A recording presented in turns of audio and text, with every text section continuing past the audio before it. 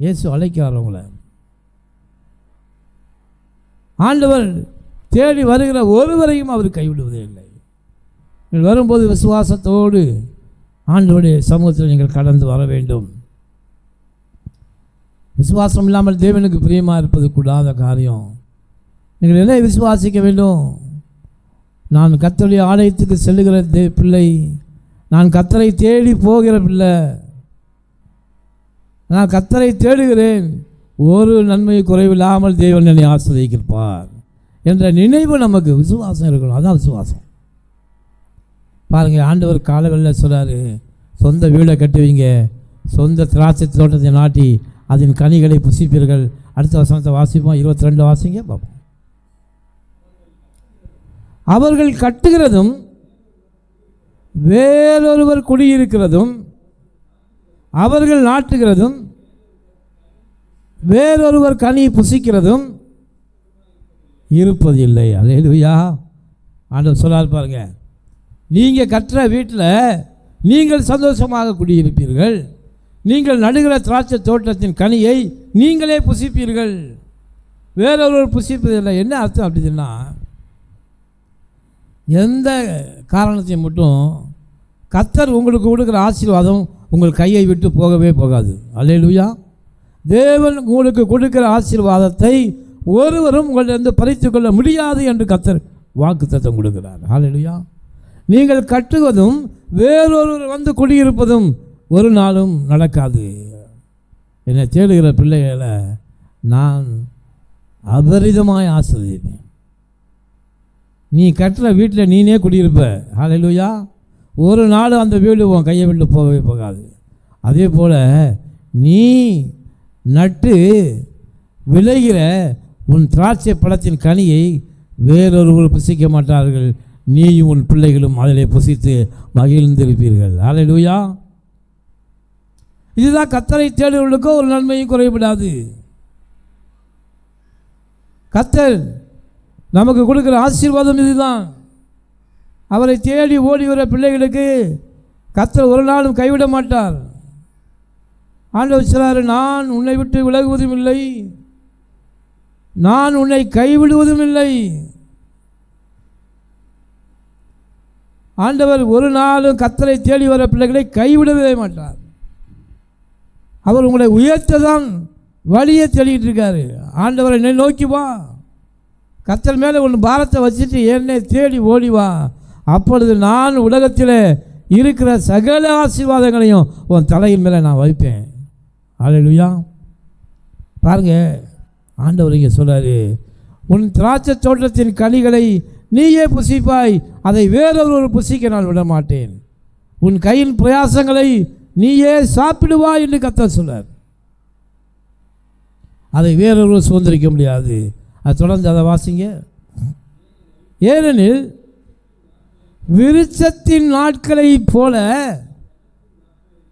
உன் ஜனத்தின் என் ஜனத்தினா உன் ஜனத்தினா விருட்சத்தின் நாட்களை போல என் ஜனத்தின் நாட்கள் இருக்கும். ஏன் ஆண்டவர் சொல்றார் பார்த்தீங்கன்னா, விருட்சத்தின் நாட்கள், விருட்சம் என்பது என்ன? மரம். ஒரு மரத்தை நீங்கள் வீட்டில் வைக்கிறீங்க, அந்த மரமானது எத்தனை வருஷ காலம் அது வளர்ந்து கனிகளை கொடுத்து ஏராளமான நாட்கள் அது இருந்து கனிகளை வருஷக்கணக்கில் அது கனிகளை கொடுத்து கொண்டு இருக்கும். அந்த வருஷ கணக்கில் கனிகளை கொடுத்து கொண்டு இருக்கிற அந்த மரத்தை போல உன் ஆயுசு நாட்களை நான் பூரணப்படுத்துவேன். அல்லேலூயா. ஆண்டவர் சொல்றாரு, நீ நட்ட உன் கனி மரத்தின் கனிகளை நீ புசிக்கிற நாள் வரைக்கும் நான் உன்னை ஆசீர்வதித்து உனக்கு ஜீவனையும் பலனையும் நான் கொடுப்பேன். அல்லேலூயா. உனக்கு என்ன கொடுப்பேன்? ஜீவனையும் பலனையும் நான் கொடுப்பேன் என்று கர்த்தர் சொல்றார். விருட்சத்தின் நாட்களைப் போல நான் உன் ஆயுசு நாட்களை பெருக பண்ணுவேன் என்று கர்த்தர் வாக்குத்தத்தம் கொடுக்கிறார் உங்களுக்கு. அந்த விருட்சம் எத்தனை வருஷங்கள் இருக்கிறதோ அந்த வருஷங்களுக்கு இணையான வருஷங்களை நான் உனக்கு தருவேன். அந்த வருஷம் முழுவதுமாக நீ அந்த விருட்சத்தின் கனிகளை புசிப்பாய், வேறொருவர் புசிக்க மாட்டாங்க. ஹல்லேலூயா. வேறொருவர் அந்த கனியை புசிக்க நான் அனுமதிக்க மாட்டேன் என்று கர்த்தர் சொல்றாரு. ஒரு சிலவங்க என்ன சொல்ல நினைப்பாங்க, நாம் அந்த மரத்தை வைக்கிறோம், இந்த மரத்தின் கனிகளை நாம் புசிக்கிற வரைக்கும் நாம் இருப்போமா அப்படின்னு நினைப்பாங்க. அது என்றைக்கு வளர்ந்து கனியை கொடுக்குறதோ, கனியை கொடுக்குற வரைக்கும் நான் இருப்பேனா என்று நினைப்பாங்க. அந்த ஆண்டவர் சொல்றாரு, நான் உன் ஆயுசு நாட்களை பூரணப்படுத்துவேன். ஹல்லேலூயா. நீடித்த நாட்களால் நான் உன்னை திருப்தியாக்குவேன். கழுகுக்கு சமானமாக உன் வயது வாழ வயது போல மாறும். நீ முதிர் வயதிலும் கனி தந்து புஷ்டியும் பசுமையுமாக இருப்பாய் என்று கர்த்தர் நமக்கு வாக்குத்தத்தம் கொடுக்கிறார். ஹல்லேலூயா. முதிர் வயதிலும் கனி தந்து புஷ்டியும் பசுமையுமாக இருப்பாய் என்று கர்த்தர் சொல்லுகிறார். ஹல்லேலூயா. அடுத்த வரியை போட்டுக்கார் பாருங்கள். விருட்சத்தின் நாட்களைப் போல உன் வருஷங்கள் இருக்கும் என்று கர்த்தர் சொல்கிறார். அடுத்து தொடர்ந்து அதை வாசிங்க, அந்த வசனத்தை. நான் தெரிந்து கொண்டவர்கள் தங்கள் கைகளின் கிரியைகளை நெடுநாளாய் அனுபவிப்பார்கள். ஹல்லேலூயா. ஆண்டவர் என்ன சொல்றாரு? உங்கள் கையின் பிரயாசத்தின் பலனை நெடுநாளாய் நீ அனுபவிப்பாய். எவ்வளோ பெரிய வாக்குத்தத்தத்தை பாருங்கள் ஆண்டவர் கொடுக்குறாரு. நீ சம்பாதிக்கிற உன் பொருளை நெடுநாளாக நீ அனுபவித்து சாப்பிட்டு விட்டு போவாய் என்று கர்த்தர் சொல்றாரு. ஹல்லேலூயா. இதுதான் கர்த்தர் நமக்கு கொடுக்குற வாக்குத்தத்தம். யாரும் உனக்கு நான் தேவன் நமக்கு கொடுத்த ஆசீர்வாதத்தை ஒருவர் நம்மிடமிருந்து பிடுங்க முடியாது. தேவன், ஏனென்றால் தேவன் நம்மை வேலி அடைக்கிறார். நமக்கு யார் தேவனுடைய பிள்ளைகளோ அவர்களை வேலி அடைத்து பாதுகாக்கிறார். யோபுவை குறித்து சொல்ல போது பிசாசானவன் என்ன சொல்கிறான் ஆண்டவர்கிட்ட போய், நீ அவனுடைய சொத்துக்களையும் சம்பத்துகளையும் வேலி அடைத்து பாதுகாத்து வச்சிருக்கீங்க ஆண்டவரே, அதனால் அவன் மேலே நம்பிக்கையாக இருக்கிறான் என்று சொல்கிறான். அன்பு தேவனுடைய பிள்ளைகளே, உங்களுடைய எல்லா ஆசீர்வாதங்களையும் கர்த்தர் அல்லவோ வேலி அடைத்து பாதுகாக்கிறார். ஹல்லேலூயா. அவர் உங்கள் பொருளை ஒன்றும் சேதப்படுத்த யாராலும் முடியாது. உங்களுக்கு விரோதமாக எழும்புகிற ஆயுதங்களை கர்த்தர் வாய்க்காமல் போக பண்ணுவார். உங்கள் சொத்துக்களை பாதுகாப்பார். உங்கள் ஆசீர்வாதங்களை ஒருவரும் உங்களை பிடுங்க முடியாது. உங்களுடைய ஆசீர்வாதங்கள் ஒன்றும் எங்கும் போகாது. ஆண்டவர் அல்லவோ அதை பாதுகாக்கிறார். ஹல்லேலூயா. தொடர்ந்து அந்த வசனத்தை வாசிக்கிறோம். அடுத்த வசனத்தை வாசிங்க. அவர்கள் விருதாவாக உழைப்பதில்லை. கர்த்தருடைய பிள்ளைங்க அநேகர் இன்றைக்கி என்ன செய்கிறாங்க, அவங்க பார்க்குற வேலையில் அவர்களுக்கு சமாதானம் இல்லாமல் இருக்கும். ஐயோ, நான் என்ன இந்த வேலை பார்க்குறேன், இந்த வேலை பார்க்கறதுனால நமக்கு அதிக வருமானம் இல்லை, அதிக லாபம் இல்லை, அதிக காரியம் இல்லையே, நான் இதை வைத்து எப்படி வாழ்க்கையில் முன்னேறுவேன், நான் நம்ம வெற்றியாக இந்த வேலையை பார்த்துக்கிட்டு இருக்கணும் அப்படின்னு நீங்கள் நினைப்பீங்க. ஆனால் ஆண்டவர் என்ன சொல்கிறான்னா, என்னுடைய ஜனங்கள், நான் தெரிந்து கொண்ட என்னுடைய ஜனங்கள் செய்கிற எந்த வேலையும் அது விருதாவாக போகாது. ஹல்லேலூயா. அது ஒரு நாள் வீணாய் போகாது. நீ பார்க்குற சின்ன வேலையானாலும் பெரிய வேலையானாலும் அது யாருக்காக பார்க்குற? தேவனுடைய நாமத்தின் மகிமைக்காக நீ பார்க்கிறாய். ஹல்லேலூயா. அதனால் வீணாய் போகாது. ஐயோ, நான் என்ன இந்த சின்ன வேலையை பார்க்குறேனே, இதனால் எனக்கு என்ன கிடைக்க போகுது? இல்லை, ஆண்டவர் சொல்றாரு, நீ பார்க்குற எந்த வேலையாக இருந்தாலும் அதற்கான பலன் விருதாவாய் போகாது, வெற்றியாய் போகாது. நீ உழைக்கிற உழைப்பும் சம்பாதிக்கிற சம்பாத்தியமும் நீ ஆயுசு நாட்களெல்லாம் நீயே சாப்பிடும்படி நான் உனக்கு ஆசீர்வாதத்தை கட்டளிடுவேன் என்று கர்த்தர் நமக்கு காலவெளியிலே வாக்கு பண்ணுகிறார். என்னுடைய ஜனங்கள் விருதாவாய் உழைப்பதே இல்லை. அதனால் நீங்கள் பார்க்குற எந்த வேலையானாலும் அதை வருத்தத்தோடு சோர்வோடு அசதியோடு பார்க்க வேணாம். ஆண்டவர் என்ன சொல்கிறாருன்னா, நீ பார்க்குற எல்லா வேலைகளையும், அதான் ஆண்டவர் சொல்கிறாரு, உன் கையின் பிரயாசங்கள் எல்லாவற்றையும் நான் ஆஸ்வதிப்பேன். நீ கைட்டு செய்த சகல வேலைகளையும் நான் ஆஸ்வதிப்பேன். ஆசீர்வாதத்தை கொடுக்கறது உலக மனுஷன் அல்ல, உலகத்தில் இருக்கிற முதலாளி இல்லை, உலகத்தில் இருக்கிற பணக்காரன் நம்மளை ஆஸ்வதிக்க முடியாது. ஆனால் நமக்கு நம்மை ரட்சித்து நம்மை அழைத்த தேவன் நாம் செய்கிற எல்லா வேலைகளையும் நமக்கு ஆசீர்வாதமாக மாற்றி தருகிறார். ஹல்லேலூயா. யாக்கோபு போய் என்ன செஞ்சான்? தன்னுடைய தாய் மாமன்கிட்ட போய் அடிமையாய் ஆடு மேய்க்கிறான். அவன் நினச்சிருந்தா என்னடா அது, நான் இது போய் ஆடு மேய்க்க சொல்லானே, நான் ஆடு மேய்க்கிறவனா அப்படின்னு அவன் நினச்சிருக்கலாம். ஆனால் அடிமையாய் ஆடு மேய்த்தான். அந்த ஆடு மேய்த்தவனை ஆண்டவர் 2 பரிவாரங்களோடு திரும்ப பண்ணினார். ஹல்லேலூயா. 2 பரிவாரங்களை கர்த்தர் கொடுத்தார். ஆனால் நீங்கள் பார்க்குற எந்த வேலையும் ஒரு நாள் விருதாவாய் போகாது. வாசிங்க தொடர்ந்து அந்த வசனத்தை. அவர்கள் துன்பமுண்டாக பிள்ளைகளை பெறுவதும் இல்லை. ஹல்லேலூயா. ஆண்டவர் என்னுடைய ஜனங்கள், நான் தெரிந்து கொள்ளப்பட்ட ஜனங்கள், அவருடைய பிள்ளைகள் ஒரு நாளும் துன்பத்தை கொடுக்கிற பிள்ளைகள் அல்ல. இன்றைக்கு நம்முடைய பிள்ளைகளை குறித்து நாம் என்ன நினைக்கிறோம்? ஐயோ, இந்த பிள்ளைங்களால் எனக்கு ஒரே தலைவலி, இந்த பிள்ளைங்களால் எனக்கு ஒரே வேதனை கஷ்டம், இந்த பிள்ளைங்களால் எனக்கு ஒரே மனக்கவலை, நான் சொல்லு வார்த்தையை கேட்க மாட்டேங்குதுங்க, இந்த பிள்ளைங்க எல்லாம் படிக்க மாட்டேங்குது அப்படின்னு நாம் நினைத்து என்ன செய்யணும்? அநேக சமயங்களில் நம்முடைய பிள்ளைகளை குறித்து கவலைப்படுகிறோம். ஆண்டவர் என்ன சொல்கிறார்? ஏன் பிள்ளைய ஒரு நாளும் துன்பம் உண்டாக பிள்ளைகளை பெறுவதும் இல்லை. அந்த பிள்ளைக்கு துன்பத்தை கொடுக்குற பிள்ளைகள் அல்ல, ஆசீர்வதிக்கப்பட்ட பிள்ளைகள் என்று கர்த்தர் சொல்றார். ஹல்லேலூயா. அதனால் உங்களுக்கு கொடுத்திருக்கிற பிள்ளைகள் கர்த்தரால் ஒரு சுதந்திரம். நான் உனக்கு கொடுக்குற சுதந்திரத்தை அதை சாதாரணமாக நீங்கள் மதிப்பிடக்கூடாது. பிள்ளையாண்டனை வளர்க்க வேண்டிய விதத்தில் வள என்று கர்த்தர் சொல்றார். பிரம்பை கையாளவன் மகனை பகைக்கிறான். அதனால் பிரம்பும் கழிந்து கொள்ளுதலும் ஒரு மனிதனுக்கு ஞானத்தையும் புத்தியையும் கொடுக்கும். அதனால் பிள்ளைகளை ஆண்டவர் சொல்றாரு, நான் உனக்கு கொடுத்த பிள்ளைகள் ஒரு நாள் உனக்கு துன்பத்தை கொடுக்காது, அது பிற்காலத்தில் உனக்கு மிகுந்த பலனை கொடுக்கும் என்று கர்த்தர் சொல்லுகிறார். ஹல்லேலூயா. தொடர்ந்து அந்த வசனத்தை வாசிப்போம். அவர்களும்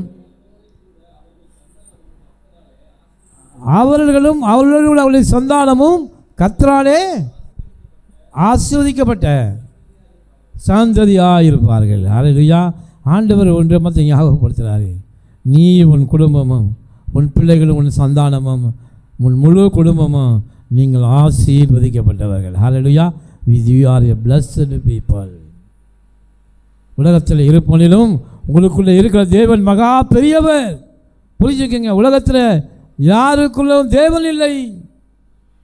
தேவனை தேடாதவர்களுக்குள்ளே தேவன் ஒரு நாளும் இல்லை. ஆனால் வானத்தையும் பூமியை உண்டாக்கின, உலகத்தின் எல்லா ஐஸ்வர்யங்களையும் உண்டாக்கின சர்வ வல்லமையுள்ள தேவன் நமக்குள்ளே இருக்கிறார். ஹல்லேலூயா. யாரெல்லாம் கர்த்தரை தேடுறீங்களோ அதனால் யாரும் உங்களை அசைக்க முடியாது. உங்கள் ஆசீர்வாதங்களை எவனும் விடுங்க முடியாது. ஆசீர்வாதத்துக்கு நீங்கள் தப்ப முடியாது. ஒருவேளை தாமதமாக இருக்கலாம், ஆனால் ஆண்டவர் என்ன சொல்றாருன்னா, நிச்சயமாகவே நான் உன்னை ஆசீர்வதித்து நான் உன்னை பெருக பண்ணுவேன். கர்த்தர்கிட்ட வந்தால் பெருக்கத்தை தான் நீங்கள் காண முடியும் ஒழிய ஒரு நாள் நீங்கள் மடங்கி போக மாட்டீங்க, நீங்கள் சிறுமைப்பட்டு போக மாட்டீங்க. அதனால் கர்த்தர் உங்களை பெருக பண்ணுவார். அடுத்த வசனத்தை வாசிங்க. அப்பொழுது அவர்கள் கூப்பிடுவதற்கு முன்னே நான் மறு உத்தரவு கொடுப்பேன். அவர்கள் பேசும்போதே நான் கேட்பேன். அல்லேலூயா. கர்த்தர் கொடுக்குற வாக்குத்தை பாருங்க. அவர்கள் பேசும்போதே நான் கேட்பேன். அப்படின்னா என்ன அர்த்தம்? நீங்கள் ஜெபிக்க உட்காரும்போது கர்த்தர் வந்து உங்கள் பக்கத்திலே இருக்கிறார். ஹல்லேலூயா. நீங்கள் எவைகளை விசுவாசத்தோடு தேவன்கிட்ட கேட்குறீங்களோ நீங்கள் கேட்குற அந்த செகண்ட்லேயே கர்த்தர் காது கொடுத்து கேட்குறார். அவர் உங்கள் பக்கத்தில் தான் இருக்கார். கேட்பேன்னு அர்த்தம் என்ன அர்த்தம்னா, நீங்கள் கேட்பதை கர்த்தர் கொடுக்கிறார். ஹல்லேலூயா. நீங்கள் கேட்பதை அவர் கொடுக்கிறார்.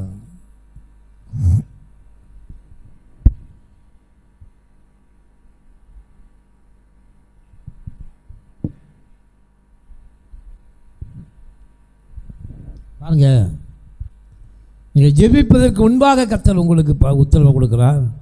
நீங்கள் பேசும்போதே அவர் கேட்கிறார். அன்பு தேவனுடைய பிள்ளைகளே, உங்களுடைய ஜெபம் ஒரு நாளும் விருதாவாய் போகாது. நீங்கள் என்றைக்கு விசுவாசத்தோடு கேட்டுட்டு நீங்கள் கேட்பீர்களோ அதை பெற்றுக்கொள்ளும் என்று நம்புங்கள். ஹல்லேலூயா. நிச்சயமாக கர்த்தர் உங்களுக்கு உங்கள் ஜெபத்துக்கு ஒரு நாளும் அது பதில் கொடுக்காமல் போகாத தேவன் அல்ல. பதிலை கொடுப்பார், ஆசீர்வதிப்பார். அடுத்த வசனத்தை வாசிங்க. 25 ஓனாயும் போதும் இது இந்த வசனத்தில் போதும். அதனால் ஏன் ஆண்டவர் இதெல்லாம் எதுக்கு ஆண்டவர் சொல்கிறார்னா, உலகத்தில் இருப்பவனிலும் நமக்கு உள்ளே இருக்கிற தேவன் அவர் பெரியவர். நீங்களே தேவனுடைய ஆலயமாக இருக்கிறீர்கள், நான் உங்களுக்குள்ளே வந்து நான் வாசமாக இருக்கிறேன். வாசிப்போம். 1 யோவான் 4 அதிகாரம் 4வது வசனத்திலிருந்து வாசிங்க பார்ப்போம். 1 யோவான் 4 அதிகாரம்.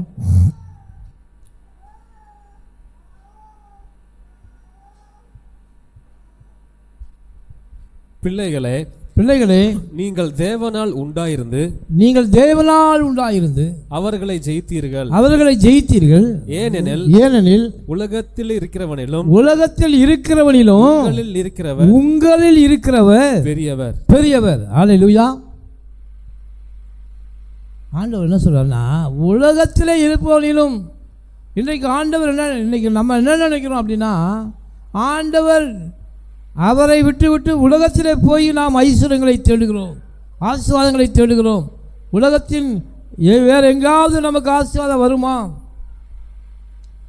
அதுதான் வேதம் ஆண்டவர் சொல்றாரு. ஆவியானவர் என்ன சொல்றாருன்னா, உலகத்திலே நீ தேடுகிற அந்த மனிதர்களை காட்டிலும் உனக்குள்ளே இருக்கிற தேவன் நான் பெரியவர்.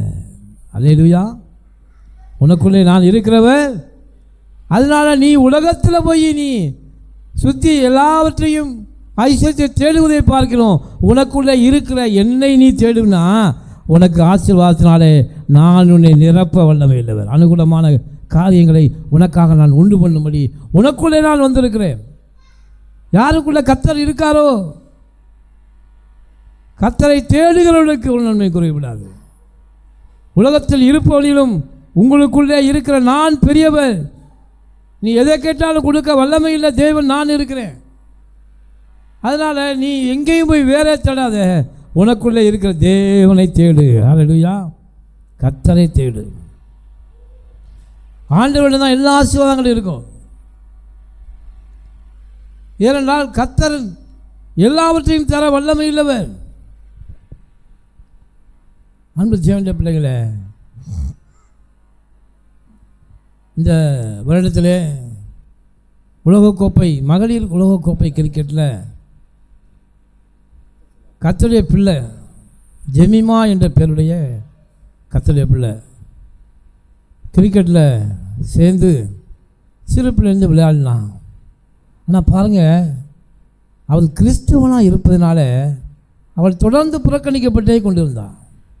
போன வருஷம் வேர்ல்டு கப்புக்கே அந்த பிள்ளை விளையாடணும், ஆனால் கிறிஸ்தவன் என்பதனாலே தள்ளி அவரை சேர்க்கலை. ஆனால் இந்த வருடத்தில் டீமில் சேர்ந்துட்டான்.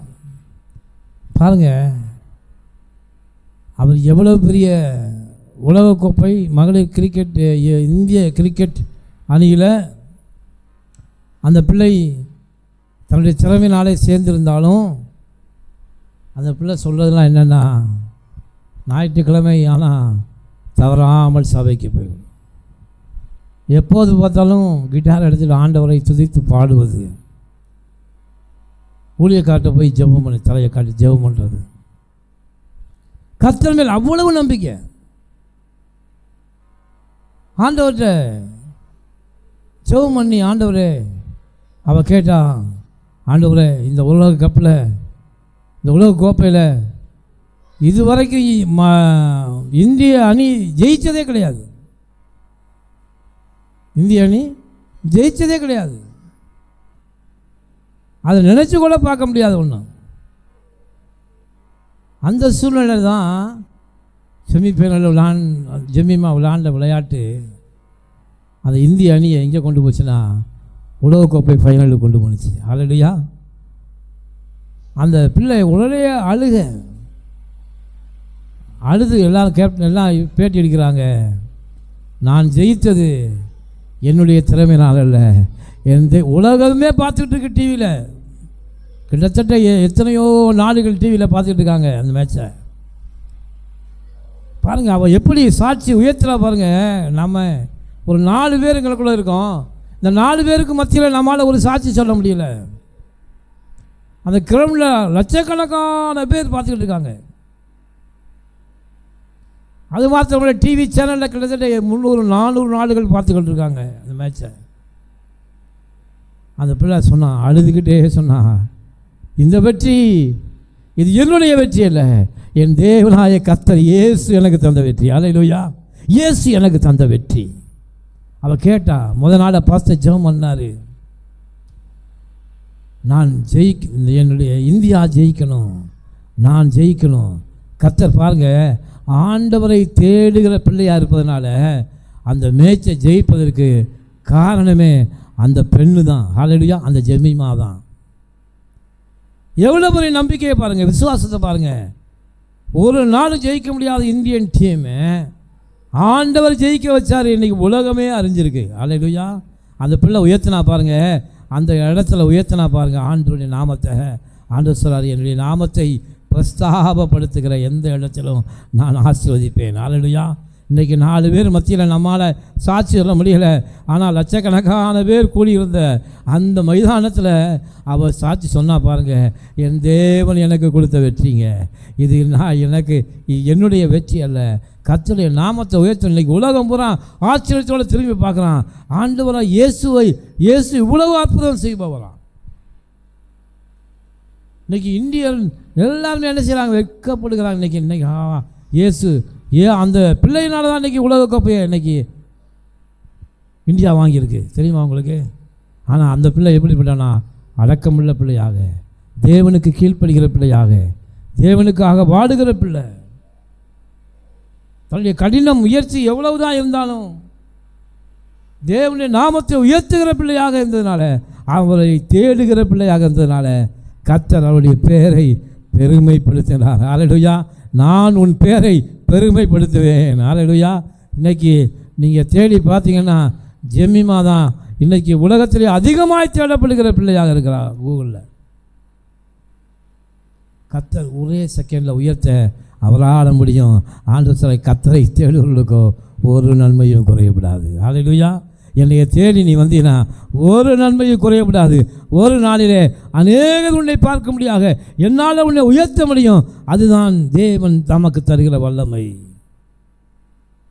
ஆண்டவர் நல்லவருங்க. அவரை போல நல்ல தேவன் ஒருவருமே இந்த பூமியில் இல்லை. ஹல்லேலூயா. வாசிப்போம். 1 யோவான் 4 அதிகாரம் 1ஆம் வசனத்திலிருந்து வாசிங்க பார்ப்போம். 1 யோவான் 4 அதிகாரம் 1ஆம் வசனத்து 1, 2, 3 வாசிங்க.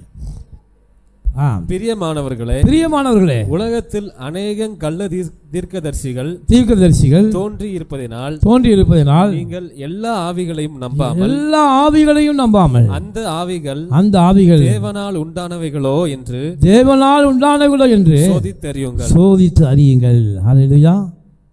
உலகத்திற்கு எல்லா ஆவியும் தேவனுடைய ஆவி அல்ல. எது தேவனுடைய ஆவி என்று நீங்கள் சோதித்து அறியுங்கள். 2ஆம் வசனத்தை வாசிங்க. தேவ ஆவியை நீங்கள் எதனாலே அறியலாம் என்றால் மாம்சத்தில் வந்த இயேசு கிறிஸ்துவை அறிக்கை பண்ணுகிற எந்த ஆவியும் தேவனால் உண்டாயிருக்கிறது. ஹல்லேலூயா. நீங்கள் இயேசுவை தேடி இங்கே உள்ளே வந்தீங்கன்னா உங்களுக்குள்ளே பரிசுத்த ஆவியானவர் இருக்கிறார் என்று தான் அர்த்தம். ஹல்லேலூயா. ஏனென்றால் இயேசுவை அறிக்கை செய்கிற, அவரை ஆராதிக்கிற, அவருடைய நாமத்தை விசுவாசிக்கிற, அவரை தேடுகிற எந்த பிள்ளைகளுக்குள்ளும் கர்த்தருடைய ஆவியானவர் இருக்கிறார். அந்த ஆவியானவர் தான் உங்களை வல்லமையாய் நடத்துகிறார். ஹல்லேலூயா. அந்த ஆவியானவர் தான் உங்களை வல்லமையாய் நடத்தி கொண்டு போகிறார். நீங்கள் வெற்றிகளை சுதந்திரிக்கும்படி நடத்தி கொண்டு போகிற ஒரே தேவன். நீ வாளாகாமல் தலையாவாய், நீ கீழாகாமல் மேதாவாய். கர்த்தருடைய பிள்ளைகள் தான் இன்றைக்கி உலகத்தில் டாப்பில் இருக்காங்க. இன்றைக்கி பார்த்துக்கங்க, ஆண்டவர் கொடுத்த வாக்குத்தத்தம்னா கர்த்தரை நீங்கள் தேடினீங்கன்னா ஒரு நாள் நீங்கள் வாழ ஆகவே மாட்டீங்க, தலையாவீர்கள். அல்லேலூயா. நீங்கள் கீழாகாமல் மேலாவீர்கள். அது உங்களால் உண்டானதில்லை, தேவனுடைய ஈவு. கர்த்தர் உங்களுக்குள்ளே இருந்து உங்களை உயர்த்தி கொண்டே போகிறார். ஆபிரகாம் பாருங்கள், ஈசாக்கை பாருங்கள், யாக்கோபை பாருங்கள். ஆரம்பம் அற்பமாக இருந்தாலும் முடிவு சம்பூர்ணமாக இருக்கும். அவருடைய வாழ்க்கையின் ஆரம்பம் எல்லாம் அற்பமாக தான் இருந்துச்சு, ஆனால் அவருடைய முடிவை பார்த்தால் சம்பூர்ணமான. ஆபிரகாம் பொன்னும் வெள்ளியும் உடைய சீமானாக இருந்தான். ஈசாக்கு யாக்கோபு 2 பரிவாரங்களுடையவனாக இருந்தான். ஆனால் அதனால தான் ஆண்டவரை தேடுங்கள், கர்த்தரை தேடத்தக்க சமயத்திலே தேடுங்கள். 3வது வசனத்தை வாசிங்க. மாம்சத்தில் வந்த இயேசு கிறிஸ்துவை மாம்சத்தில் வந்த இயேசு கிறிஸ்துவை அறிக்கை பண்ணாத எந்த ஆவியும் தேவனால் உண்டானதல்ல. வரும் என்று நீங்கள் கேள்விப்பட்ட அந்தி கிறிஸ்துவினுடைய ஆவிதான் அதுவே. ஆண்டவர் தெளிவாக பரிசுத்த ஆவியை பேச பாருங்க. இயேசு கிறிஸ்துவை தேடாத எந்த ஒரு மனிதனுக்குள்ளும் அந்தி கிறிஸ்துவின் பிசாசுடைய ஆவிதான் அவர்களுக்குள்ளே இருக்கிறது. ஆனால் இயேசுவை விசுவாசித்து அவரை ஆராதிக்கிற எல்லா பிள்ளைகளுக்குள்ளும் கர்த்தருடைய பரிசுத்த ஆவியானவர் இருக்கிறார். அவர் அவர்களை உயர்த்தி ஆசீர்வதிக்கிறார். ஹல்லேலூயா. அவர்தான் அவர்களை உயர்த்தி ஆசீர்வதிக்கிறார். ஏனென்றால் உலகத்தில் இருப்பவனிலும் உங்களுக்குள்ளே இருக்கிறவர் பெரியவர். ஹல்லேலூயா. அதனால் உலகத்தில் நீங்கள் எந்த ஆசீர்வாதத்தை தேடலாம், வேலை செய்யலாம், எல்லாமே யுத்த நாளுக்காக குதிரைகள் ஆயத்தப்படுத்தப்படும், ஜெயமோ கர்த்தரால் வரும். சண்டைக்கு போகும்போது குதிரைகளை ஆயத்தப்படுத்துவாங்க, எல்லா பட்டயத்தை தீட்டுவாங்க, எல்லாம் செய்வாங்க. ஆனால் பட்டயத்தினாலோ குதிரைகளுடைய பலத்தினாலோ ஒரு மனிதன் ஜெயிப்பதில்லை. தேவன் யாரை ஜெயிக்க வைக்கிறாரோ அவர்களே ஜெயிப்பார்கள். கர்த்தரை தேடுகிறவர்களுக்கு தேவன் ஜெயத்தை வைத்திருக்கிறார். ஹல்லேலூயா. ஒரு நாளும் அதில் மாற்றமே இல்லை. நீங்கள் ஆண்டவரை தேடி ஓடி இங்கே வந்துட்டீங்கன்னா நீங்கள் பாவினோ அதனோ இதனோ கர்த்தர் உங்கள் குற்றங்களை கண்டுபிடிக்கிற தேவன் அல்ல. ஆண்டவர் என்ன சொல்கிறாருன்னா, கர்த்தரை தேடுகிறவர்களுக்கோ. ஞாயிற்றுக்கிழமை காலையில் 9 மணிக்கு நாங்கள் ப்ரேயர் வச்சோம்னா, நீங்கள் சமயத்தில் ஆண்டவரை தேடத்தக்க சமயத்தை தேடுங்கள். ஆண்டவர் தேடி நீங்கள் வருவது தான் தேவனுக்கு ஆசீர்வாதம். தேவன் உங்களுக்கு கொடுக்க போகிற ஆசீர்வாதத்தின் அச்சாரமாக இருக்கிறது. அதனால் அவரை அறிக்கை செய்யாத, அவரை ஆராதிக்காத, அவரை துதிக்காத, அவரை மதிக்காத எந்த ஒரு மனிதருக்குள்ளும் அந்த கிறிஸ்துவின் ஆவி இருக்கிறார் என்று பரிசுத்த ஆவியானவர் இங்கே சொல்லுகிறார். நான் சொல்லலை, யார் சொல்லுது? பரிசுத்த ஆவியானவர். அதனால் உங்களுக்குள்ளே தேவன் வந்து மகா பெரியவராக இருக்கிறார். இந்த ஜெமிமா என்ற பெண் எப்படி ஆண்டவரை தனக்குள்ளே வைத்து கொண்டு பெரிய காரியங்களை எதிர்பார்த்தான். உலக கோப்பைங்கிறது சாதாரணமான காரியம் இல்லை. அவன் ஜெபம் பண்ண ஆண்டவர்கிட்ட, ஆண்டவரே எங்கள் இந்தியா ஜெயிக்க வேண்டும், அதற்கு நான் உறுதுணையாக இருக்கணும், நீங்கள் நினச்சா முடியும். இன்றைக்கி உலகமே அதிசயமாக பார்த்தது எப்படி இந்தியா ஜெயிச்சிச்சு அப்படின்னு. 2 பெரிய நாடுகளை தோற்கடித்து இந்தியா வின் பண்ணுதுன்னா அது தேவன் தந்த வெற்றி. ஹல்லேலூயா. அது அதை அந்த டீமில் இருக்க எல்லாமே ஒத்துக்கிட்டாங்க. ஹல்லேலூயா. எல்லாமே ஒத்துக்கிட்டாங்க. காட் ஜீசஸ் தான் இந்த வெற்றியை நமக்கு கொடுத்துருக்கிறார். ஹல்லேலூயா. அதே போல் உங்களுடைய வாழ்க்கையிலும் கர்த்தர் வெற்றியை தர வல்லமை உள்ளவர். ஹல்லேலூயா. அவர் நமது பெரிய காரியங்களை எதிர்பாருங்கள், பெரிய காரியங்களை அவர்கிட்ட கேளுங்க. அவற்றை இல்லாத சொத்து எதுவுமே கிடையாது. அதனால் இதை கொஞ்சம் நஞ்சம் அதெல்லாம் நீங்கள் அப்படி கொஞ்சமாக அற்பமாலாம் கேட்காதீங்க. ஆண்டு சொல்கிறார், பெரிய காரியங்களை எதிர்பாருங்கள். ஹல்லேலூயா. ஆண்டவர்கிட்ட நீங்கள் பெரிய காரியங்களை எதிர்பார்த்து ஆண்டவரிடம் கேளுங்கள். அவர் அப்பொழுது பெரிய காரியங்களை அவர் உங்களுக்காக செய்வார். கண்களை மூடி நான் ஜெபம் பண்ணுவோம். ஸ்தோத்திரம் ஆண்டவரே.